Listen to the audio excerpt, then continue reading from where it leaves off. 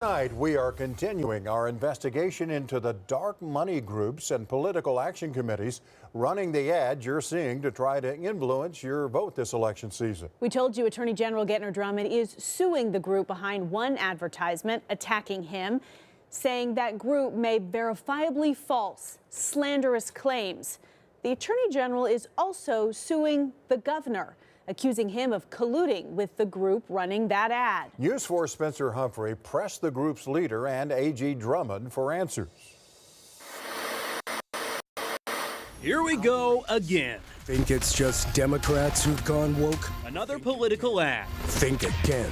complete with all the usual claims. Gentner Drummond is America's wokest rhino. This time against Attorney General Gentner Drummond, running in the hotly contested Republican primary for governor. Gave hundreds of thousands of tax dollars to a group that helps girls transition into boys and hosted a trans queen story time for Oklahoma kids. If you ask Drummond, I did the opposite of what the ad is alleging. Didn't sponsor any transgender parties. now it's normal for candidates to come out and denounce attack ads against them as false, but Drummond is going further, I'm suing on libel and slander. suing not only the group behind it, but also Governor Kevin Stitt. When a negative ad has no relation to truth, it's an ad too far.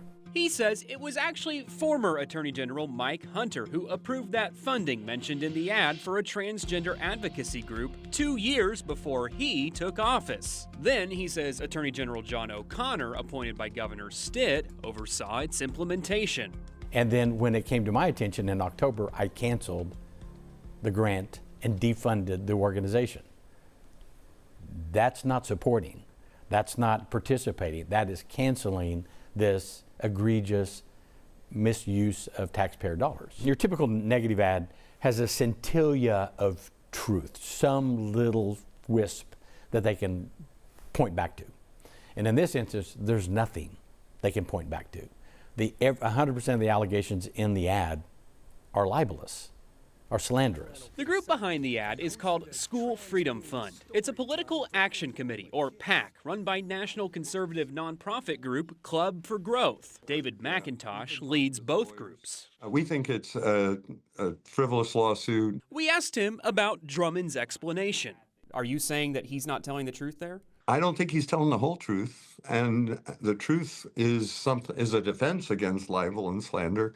You can't use libel laws to cover up the truth. McIntosh plans to ask the judge to dismiss it. But what about the other person Drummond named? How can you draw the governor into this lawsuit? And I assume you'll be able to have proof that No, he's the instigator. Drummond says Governor Stitt invited Club for Growth leaders from out of state to a private meeting at the governor's mansion back on May 6th.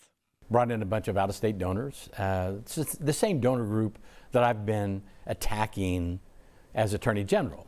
Big pharmacies, pharmacy benefit managers, big insurance companies.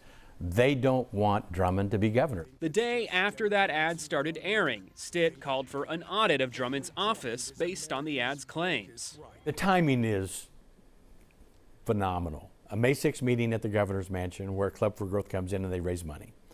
2 weeks later, there's an ad attacking me with misstatements about funding under General Hunter and overseen by General O'Connor. The next day, the governor calls for an audit of my office. So it's clearly coordination, collusion, illegal activity by Club for Growth and the governor in direct attack on Drummond. Were you there at the governor's mansion? Yeah, I visited him there. Who else was there? There were some other people that are friends and allies of ours at the Club for Growth. But the important thing here, Back to my question, who were those people there? none of the people there had given us money for this ad. So it's not that. So you don't want to say who else was there? I don't want to talk about the meeting. That was a private meeting with the governor. None of the people at that meeting were funding this ad. Who is funding this ad? It's a lot of our donors from around the country.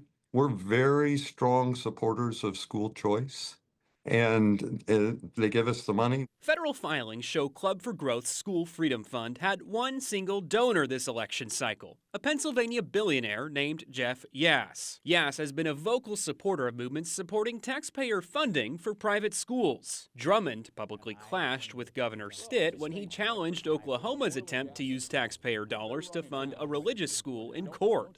And for that act, this Club for Growth is attacking me. We reached out to Governor Stitt's office for an interview. They declined, but sent a statement saying in part, Governor Stitt has no affiliation with School Freedom Fund Oklahoma, and any claim otherwise is false. His obsession with Governor Stitt is weird, and his lawsuit is frivolous.